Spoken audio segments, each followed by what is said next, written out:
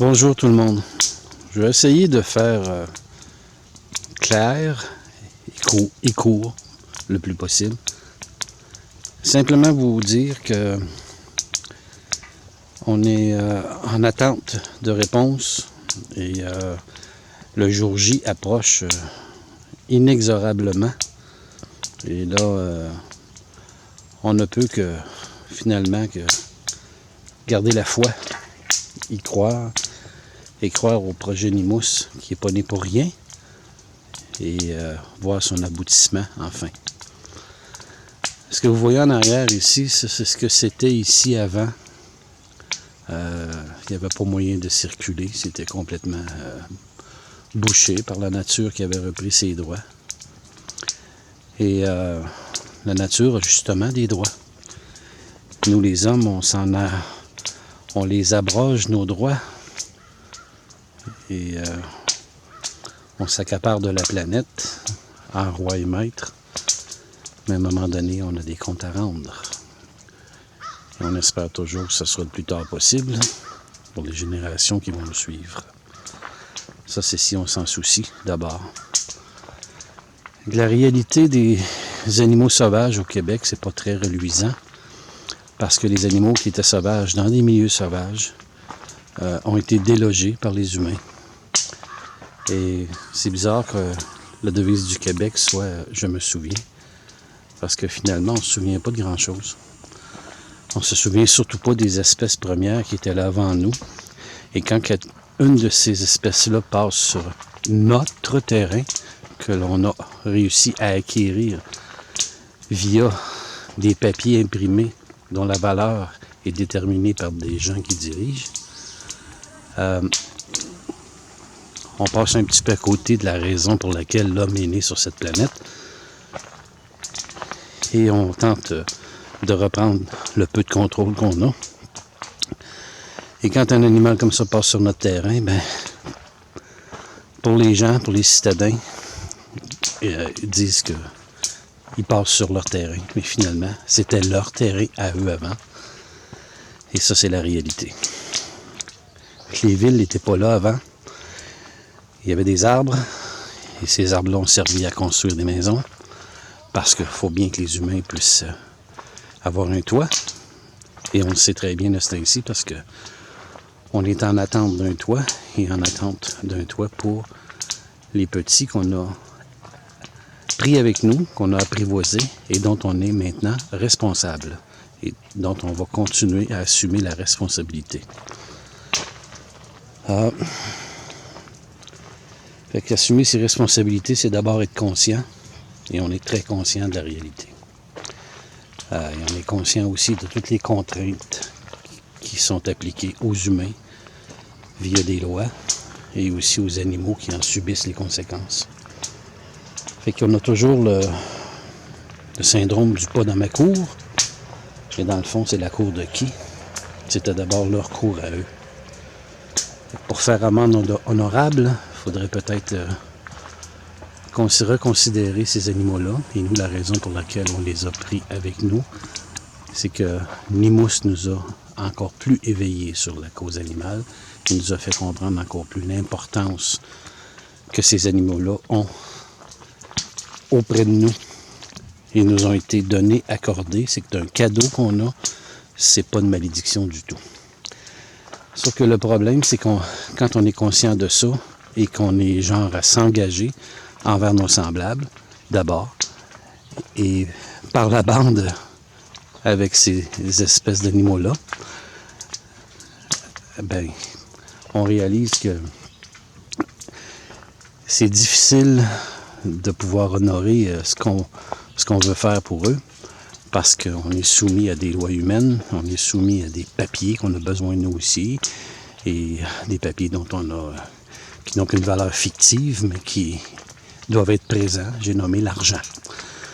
Et pour ça, on est automatiquement des éternels mendiants pour ces animaux-là.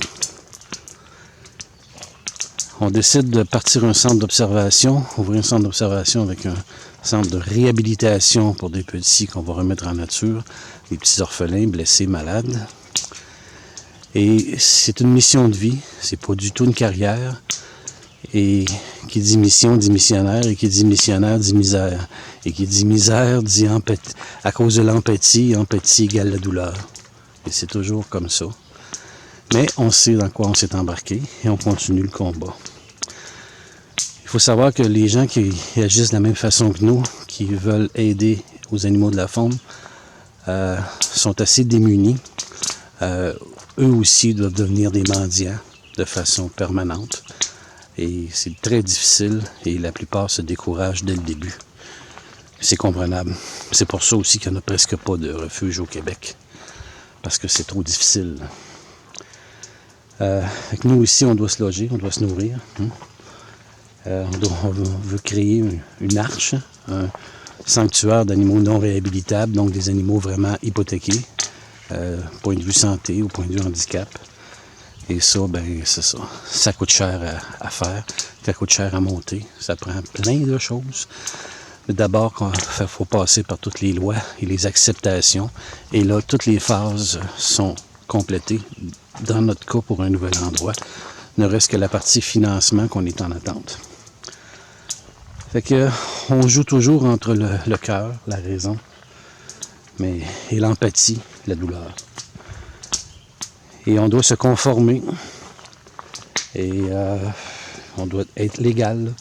On doit avoir les permissions. On doit être accepté pour ce qu'on veut faire. Et en réalité, on apprend vraiment à tuer notre orgueil. Surtout si c'est mal placé. On la place à la bonne place et on obtient de la fierté en conséquence. Fait que c'est vraiment l'abandon de nos ambitions personnelles. Et puis c'est que l'ambition de rendre justice aux animaux qu'on a délogés, ces espèces premières-là, qu'on méprise dans bien des cas, qu'on qualifie de vermines et de tous les titres possibles. Parce qu'on ne les comprend pas. Et notre mission, c'est de les faire comprendre. C'est pour ça que eux, que vous voyez ici, on veut les relocaliser dans un endroit qui va être accessible aux gens et on veut que les gens apprennent à les découvrir parce que c'est des animaux merveilleux.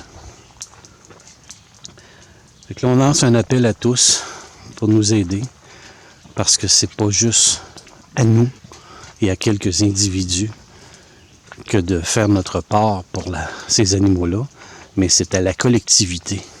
Et tant qu'il n'y aura pas de loi ou de taxes imposées aussi ridicules qu'$1 ou 50 cents par individu une fois par année afin de faire survivre les refuges, ce dont vers ce qu'on voudrait se diriger la mentalité des gens et essayer d'avoir des appuis pour obtenir des choses semblables qui sont absolument indispensables parce que là, c'est vraiment c'est le Cambodge, les refuges, comme c'est là.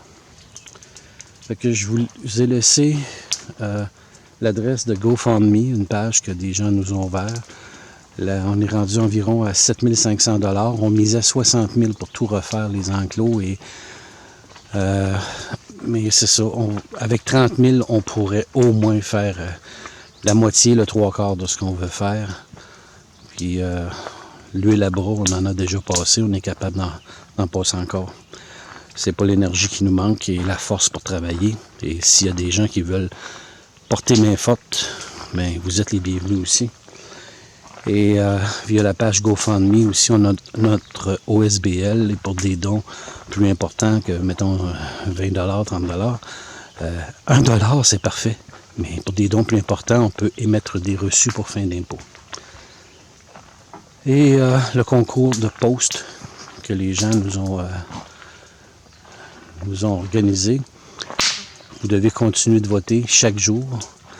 On a une pente difficile à remonter d'environ 4000 votes, je crois. On était premier, on a été premier longtemps et on doit redevenir premier. Et moi, tant qu'à moi, je serais prêt à diviser la somme avec les autres parce qu'ils ont des bonnes causes aussi. Surtout Charles Burrell, qui s'implique beaucoup auprès des humains. Mais en tout cas, c'est pas à nous de décider. Et que je vous remercie de votre attention et surtout, si vous pouvez, ce qui n'est pas difficile, partagez cette vidéo-là. Partagez-la le plus possible. Puis nous, on va en faire autant de notre côté, en souhaitant qu'on puisse réaliser vraiment notre mission pour ces super animaux-là et d'autres. Merci à tous.